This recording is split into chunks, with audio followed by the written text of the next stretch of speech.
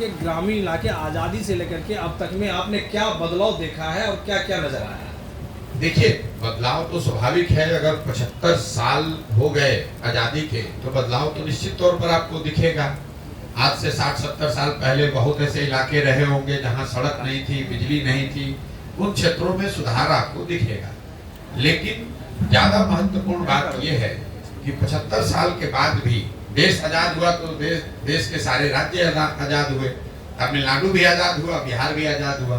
महत्वपूर्ण बात यह है कि 50 के दशक में बिहार जो देश के 5-6 अग्रणी राज्यों में था, आज बिहार देश का सबसे गरीब और पिछड़ा राज्य है। हम लोग चाहे वो प्रति व्यक्ति आय हो या विकास के दूसरे मानक हो, सभी मानकों पर देश में 27वें या 28वें नंबर पर है।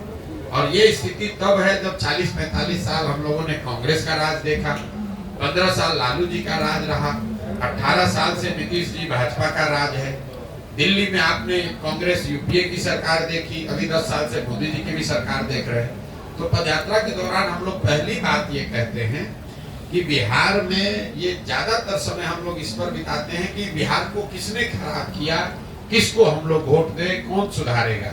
जबकि मूल बात यह है कि अगर आप एक बार को मान लें कि जिसने भी बिहार में शासन किया, उसने जो काम किया या करने का दावा कर रहा है, सब बात को अगर सही मान भी लिया जाए तो भी इस सच्चाई से कोई इनकार नहीं कर सकता है कि बिहार आज देश का सबसे गरीब, पिछड़ा, अशिक्षित, भुखमरी, बेरोजगारी वाला राज्य है। तो ये कहीं ना कहीं आपको बताता है कि जिस रास्ते पर हम लोग पिछले 40-50 साल से चलकर आ रहे हैं, उस रास्ते पर चलकर तो बिहार का सुधार होने वाला नहीं है। चाहे आप लालू जी को जिता दीजिए, नीतीश को जिताइए, मोदी को जिताइए, प्रशांत किशोर को जिता दीजिए, जब तक समाज के स्तर पर जिनकी जिंदगी, जिनके बच्चों की जिंदगी सबसे ज्यादा प्रभावित है, जब तक उनके स्तर पर सुधार नहीं होगा, जब तक उनकी सोच में परिवर्तन नहीं आएगा, तब तक बिहार में आमूलचूल परिवर्तन नहीं आ सकता है। इसी सोच को आत्मसात करके इस पूरी योजना को मैंने बनाया है कि 2 साल लगे, 4 साल लगे, 5 साल लगे, सबसे पहले बिहार में जाकर लोगों को समझाया जाए, उनको तैयार किया जाए। जब उनके बात समझ में आएगी तभी कोई बड़ा परिवर्तन आप देख पाएंगे। देश भर के बड़े बड़े राजनीतिज्ञ अभी मैं देख रहा हूँ कि बीजेपी में बिल्कुल कहीं न कहीं मलाई मारने के लिए चले जा रहे हैं। ऐसे में आप कितना अच्छा महसूस करेंगे, कितना रिलैक्स फील करेंगे सरकार में आ जाते हैं तो? नहीं, सवाल क्या है आपका हम समझ नहीं पाए। भाई, जो राजनीति करता है वो तो हवा का रुख जिधर होता है, ज्यादातर लोग हवा के रुख के साथ चलने वाले ही होते हैं। हवा के रुख के विपरीत या धारा के विपरीत चलने वाले लोगों की संख्या तो हमेशा कम रहेगी। तो अभी अगर देश में हवा का रुख लोकसभा के चुनाव के नजरिए से भाजपा या एनडीए के पक्ष में दिख रहा है, तो स्वाभाविक तौर पर जितनी चिड़िया उड़ कर जाने वाली है उसी दिशा में भागेगी जिस साइड की हवा का रुख हो। इसमें कोई नई बात तो है नहीं। मेरा सवाल ये है कि देश भर में सीएए लागू हुआ है, अब इस पर सियासत तेज होगी, इस पर आपका क्या कहना है? भैया, आज से 3 साल पहले जब पहली बार सीए एनआरसी की चर्चा हुई, तब मैं नीतीश जी के साथ था और इसी मुद्दे पर नीतीश कुमार ने उस समय लोगों से, दल के साथियों से धोखा करके भाजपा के साथ मिलकर इस बिल को लाने में, इसके प्रावधान को देश में लागू कराने के पक्ष में वोट दिया था। तब मैंने खुलकर दल में रहते हुए विरोध किया, उनके दल को छोड़ा और मैं बिल्कुल ही इस पूरी परिकल्पना के, इस अध्यादेश के, इस कानून के विरोध में हूँ। इसलिए नहीं कि इसमें मुसलमान का क्या होगा, हिंदू का क्या होगा, भाजपा क्या कह रही है, विपक्षी दल क्या कह रहे हैं। इस पूरे कानून के विरोध में इसलिए है कि ये संविधान की मूल भावनाओं के विपरीत है। जो इस देश के फाउंडिंग फादर्स हैं, जिन लोगों ने इस देश को बनाया, जिन लोगों ने संविधान को बनाया, उन्होंने इस बात को तय किया कि जाति, धर्म, वर्ग के आधार पर किसी भी तरह का भेदभाव नहीं किया जाएगा। तो जैसे ही आप नागरिकता को धर्म से जोड़ेंगे, चाहे आपकी मंशा ठीक हो या खराब हो, अलग विवाद का मामला है, बहस का मुद्दा है, लेकिन आप संविधान की या इस देश को बनाने वालों की जो मूल भावना है उसका अनादर कर रहे हैं। इसलिए मैं सीएए के खिलाफ में पहले भी था, आज भी हूं और आगे भी रहूंगा। मैं कुंदन हूँ दैनिक जागरण से। मेरा एक सवाल है कि चिराग पासवान को लेकर भाई ये संशय खत्म हो चुका कि वो एनडीए में हो, एनडीए के लिए इतना महत्वपूर्ण कैसे है चिराग? अब ये तो जाकर एनडीए वालों से पूछिए कैसे महत्वपूर्ण। देखिए,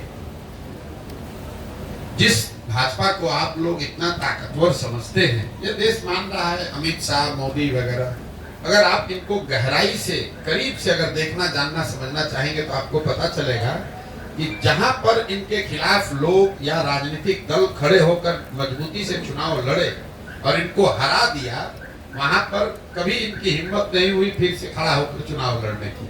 तो बिहार वो भूमि है जब 2015 में अमित शाह और मोदी अपने सारे प्रयास के बावजूद उनको सफलता नहीं मिली, और वो जो डर है, वो इतना बड़ा डर है हारने का। जब आपको ज्यादातर जगह पर आसान जीत मिलती है, तो कहीं पर जब आप हार जाते हैं तो आप उससे डरते बहुत ज्यादा है। तो कहीं ना कहीं भाजपा को ये डर है, भाजपा की लीडरशिप को, कि बिहार की जो राजनीतिक मैं कहूँगा पृष्ठभूमि है, यहाँ का जो सोशल फैब्रिक है, जो यहाँ समाजवाद की जड़ें हैं, वो इतनी मजबूत हैं या इतनी गहरी हैं कि भाजपा के लिए इतना आसान नहीं है कि पूरे बिहार को अपने एक मोदी के स्लोगन पर जीत लिया जाए। ऐसा उनको लगता है। सच्चाई क्या है ये तो भगवान जाने, लेकिन ऐसा उनको लगता है। इसीलिए वो इस तरह के गठबंधन, जैसे नीतीश कुमार के लिए अभी कुछ महीना पहले आकर यही अमित शाह ने मंच से खड़े होकर कहा कि बिहार की जनता, एक एक आदमी सुन लीजिए,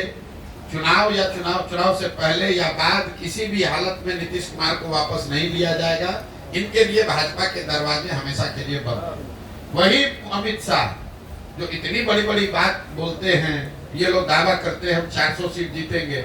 नीतीश कुमार जैसा आदमी जो कि बिहार में रहने वाला साधारण राजनीतिक समझ रखने वाला आदमी भी जानता है कि नीतीश कुमार के राजनीतिक वजूद बिहार में अब कोई बहुत मजबूत नहीं है।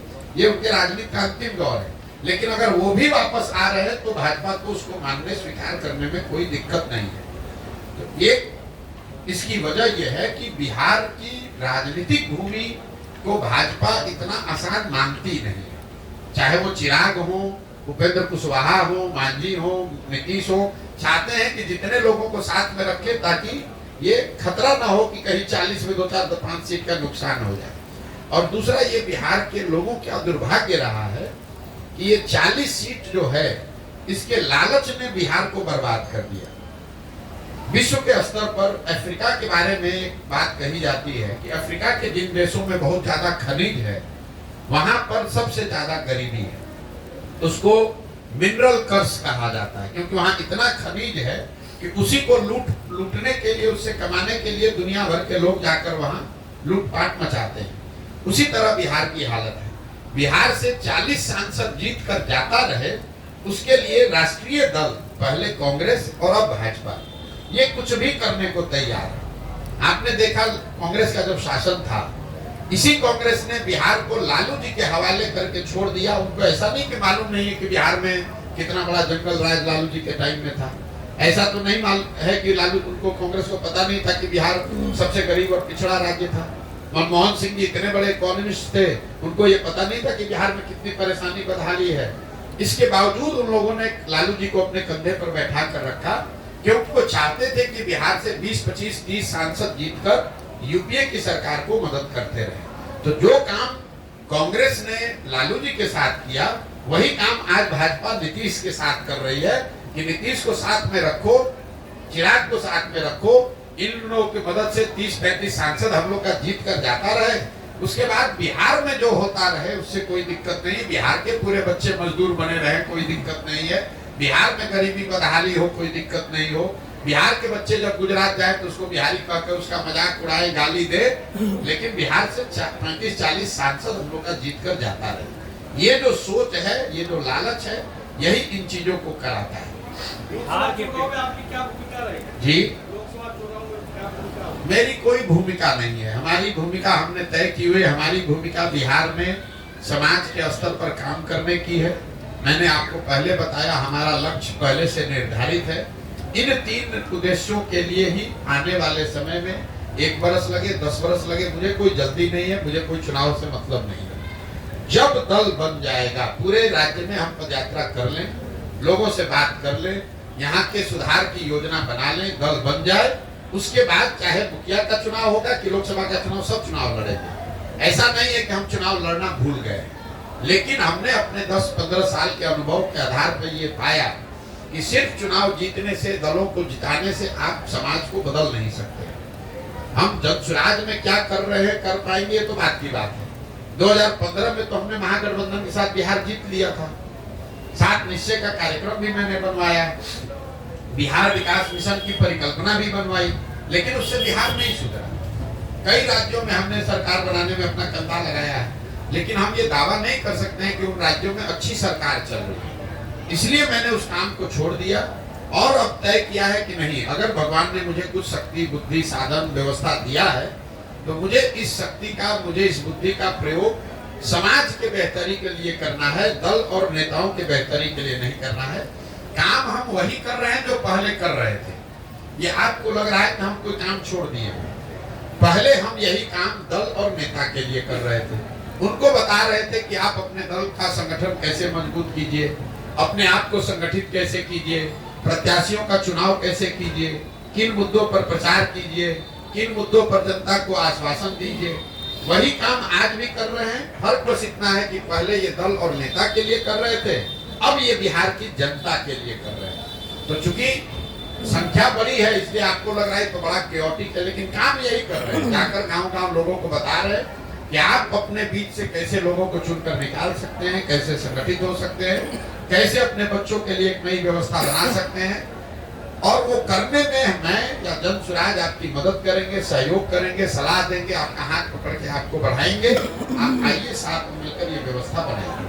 75% जो आरक्षण नीतीश जी के द्वारा दिया गया, इस आरक्षण को आप किस नजरिए से देखते हैं, इससे क्या लाभ? देखिए, ऐसा है, आरक्षण को लेकर इस देश में को बनाने वाले लोगों ने संविधान में एक व्यवस्था बनाई।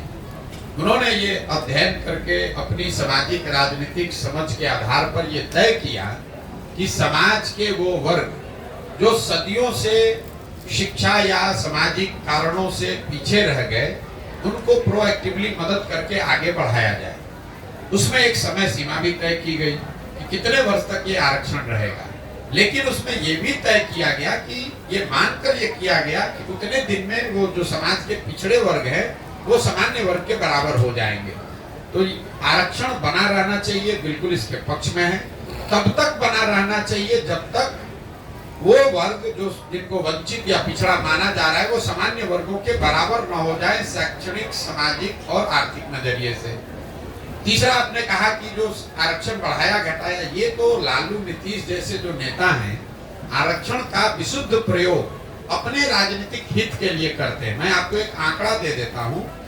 बिहार में टोटल लोग जो सरकारी नौकरी में हैं, चपरासी से लेकर मुख्य सचिव तक, कॉन्ट्रेक्चुअल एम्प्लॉय भी अगर जोड़ दीजिएगा तो टोटल 1.57% लोग ही सरकारी नौकरियों में हैं। इसको याद रखिए, 13 करोड़ की आबादी है जिसमें करीब 1.5% लोग सरकारी नौकरी में हैं। अब आप आरक्षण 1.5% में चाहे 65 कर दीजिए या 80 कर दीजिए या 100 में 100 कर दीजिए, मान लीजिए कि आपने 100 में 100% भी रिजर्व कर दिया, तो भी समाज का 98.5% आदमी को तो इसका कोई फायदा नहीं है। यही वजह है कि आप देख रहे हैं कि सरकारी नौकरियों में आरक्षण के प्रावधान के बावजूद जो अभी जातीय जनगणना हुआ उसमें क्या निकल के आया कि जो जातियां, जो समाज आज से 30 साल पहले सबसे पीछे थे, आज भी वो वहीं के वहीं खड़े हैं। उनका सुधार सिर्फ नौकरियों में आरक्षण से नहीं होगा। जब तक आप उनके बच्चों को पढ़ने की व्यवस्था नहीं करेंगे, जब तक आप उनको खेती के लिए जमीन नहीं देंगे, जब तक आप उनको रोजी रोजगार के लिए पैसा पूंजी नहीं देंगे, तब तक सिर्फ सरकारी नौकरियों में आरक्षण को फेर बदल करके आप समाज के बड़े वर्ग को नारा उससे लगवा सकते हैं, उसका वोट ले सकते हैं, लेकिन उसका भला नहीं कर सकते। मैं हमेशा कहता हूं कि लालू जी ने सामाजिक न्याय के नाम पर जो काम किया है, गरीबों को, वंचितों को आवाज दिया, ऐसा उनका दावा है और इस बात के लिए लालू जी का सम्मान होना चाहिए। मैं रोज मन से कहता हूं कि लालू जी का इस बात के लिए सम्मान होना चाहिए कि लालू जी के प्रयास से समाज के कई समाज वर्गों को आवाज मिली, सम्मान मिला, हिम्मत मिला, बल मिला। लेकिन लालू जी ने जिन वर्गों को बल दिया, आवाज दिया, उन वर्गों के बच्चों के शिक्षा की व्यवस्था नहीं की, उन वर्गों के लोगों को उन्होंने जमीन नहीं दिया, उन वर्गों के लोग बिजनेस व्यापार कर सके इसके लिए पैसा पूंजी नहीं दिया। ये क्यों नहीं किया? इसलिए कि इन समाज के लोग आवाज पाकर उनके पक्ष में आवाज लगाएं, डंडा लेकर खड़ा हो, उनका झंडा लेकर घूमे, लेकिन अपने बच्चों के लिए कभी कुछ न पा पाए। जीवन भर लालू जी और उनके बच्चों के लिए आवाज लगाते रहे, उनके लिए नारा लगाते रहे। तो ये सामाजिक न्याय का एक पहलू है जिसको आपको हमको समझना है। जहां सामाजिक न्याय में सामाजिक स्वतंत्रता और जो बोल बताते हैं कि हमने आपको आवाज दे दिया, उस बात को काटने की जरूरत नहीं है। लेकिन लालू जी ने किसी वंचित समाज के गांव में, किसी महादलित परिवार के गांव में, पंचायत में स्कूल की व्यवस्था नहीं की। इस पूरे राज्य में लालू जी ने कभी भूमि सुधार की चर्चा नहीं की। इस पूरे राज्य में लालू जी ने कभी कोई ऐसी व्यवस्था नहीं की कि बैंकों से इन गरीब वंचित समाज के लोगों को सस्ते दर पर ऋण मिले ताकि वो रोजी रोजगार कर सके। इसके दो ही वजह हो सकते हैं, या तो लालू जी की इसकी समझ नहीं थी, या फिर लालू जी की राजनीतिक चातुर्यता इतनी है कि इन समाज को आवाज तो दो, लेकिन इनको पढ़ाई मत दो, इनको शिक्षा मत, इनको जमीन मत दो, इनको रोजगार मत दो, ताकि ये जीवन भर भीड़ बनकर मेरा और मेरे बच्चों का झंडा लेकर घूमते रहे, हम राजा बने रहे और ये सब हमारा जय जयकार करने वाली जनता बनी रहे। आगामी लोकसभा आपका समर्थन किसी प्रत्याशी को मिलेगा? किसी को नहीं, मेरा समर्थन किसी को नहीं है, मेरा विरोध किसी को नहीं है। ये जो मैं पूरा अभियान कर रहा हूँ, देखिए पूरे देश में कितनी पार्टियां और दल हैं जो चाहते हैं हम उनकी मदद करें, हम लोकसभा में उनके साथ जुड़ जाएं। हमने इस काम को 2021 में, आज नहीं, 2 मई 2021 को जब बंगाल तमिलनाडु का रिजल्ट आया, उस दिन हमने नेशनल टीवी पर बैठकर घोषणा की कि अब हमको जीवन में काम करना ही नहीं। लेकिन अब पत्रकार है या राजनीतिक टीका टिप्पणी करने वाले लोग, हमको तो ये विश्वास होता नहीं है। अब आपको विश्वास न हो तो उसके लिए हम कुछ कर नहीं सकते। जब हमने काम छोड़ा, छोड़ने के बाद 1 साल अपने जीवन का निकाला ये समझने के लिए कि हमको जीवन में आगे क्या करना है, और 2021 से लेकर 2022 तक सोचने समझने के बाद हमने तय किया कि अब अपने जीवन का मेरा अगला 10 साल 15 साल बिहार में सुधार के लिए हमको लगाना है। उसके लिए जो कुछ भी करना पड़े, अपना घर परिवार छोड़कर, आप देख रहे हैं कि देश में आज चुनाव हो रहा है, मेरे घर में कुछ हो रहा होगा, गर्मी हो, बरसात है, जाड़ा है, मैं पिछले 18 महीना से बिहार के गाँव में ही रहता हूँ, इन्हीं कैंप्स में रहता हूँ, लोगों से मिलता हूँ, उनको समझाने का प्रयास करता हूँ। उसमें सफलता मिले न मिले वो बात का बात है, आप उससे सहमत हो सकते हैं, नहीं सहमत हो सकते हैं, लेकिन मैं ये काम पिछले 2 वर्ष से कर रहा हूँ, इस बात से कोई इनकार नहीं कर सकता है। तो मैं हमेशा कहता हूँ कि अगर आप हमारी बात, हमारी कहे हुए बात पर भरोसा मत कीजिए, मेरे कथनी पर मत जाइए, तो मेरे करनी को देखिए, जो मैं कर रहा हूँ उसको देखिए, जांचिए, परखिए, ठीक लगे तो जुड़िए, और न ठीक लगे तो जैसे जीवन चल रहा है चलाइए, हमें कोई दिक्कत नहीं है। जो आपसे प्रभावित हैं, जो मतदाता आपसे प्रभावित हैं, वैसे लोग कहाँ वोट करेंगे? जो हमसे प्रभावित है, जो इस सोच से प्रभावित है, वो उन लोगों को वोट करेगा जो समाज में इस बार खड़े होंगे और बेहतर उनकी नजर में होंगे। अब आप ये कह सकते कोई बेहतर ना हो तो क्या करे भाई, उसके लिए नोटा का प्रोविजन है, जाके नोटा दबाओ।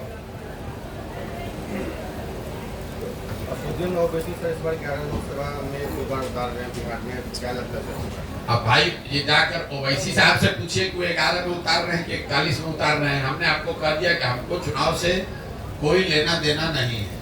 हमने जिन उद्देश्यों को लेकर इस अभियान को शुरू किया है, एक चुनाव आए, 10 चुनाव आए, कोई लालच आए, कोई बीच में स्थिति आए, हम इससे हटने वाले नहीं है।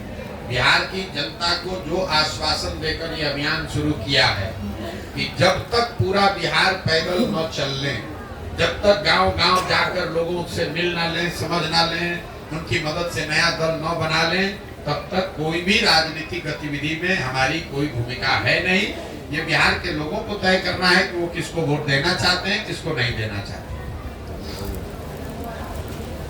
बिहार में सर आज जो है नीतीश कुमार का मंत्रिमंडल का विस्तार हो रहा है और क्या लगता है आगामी लोकसभा चुनाव के बाद उनका गठबंधन बना रहेगा या दोबारा विक्रम? भाई नीतीश कुमार को खुद ही नहीं पता है कि वो कहाँ खड़े हैं और कहाँ 10 दिन के बाद खड़े रहेंगे। पिछले 7 महीना से जब आप लोग उनको प्रधानमंत्री का उम्मीदवार बना रहे थे, इंडिया का संयोजक बना रहे थे, तब भी मैं कह रहा था कि नीतीश कुमार भागने वाले हैं कि वो खिड़की खोल के बैठे हुए भाजपा में भागेंगे, अगर नहीं भागेंगे तो इनको 5 सीट नहीं मिलेगा।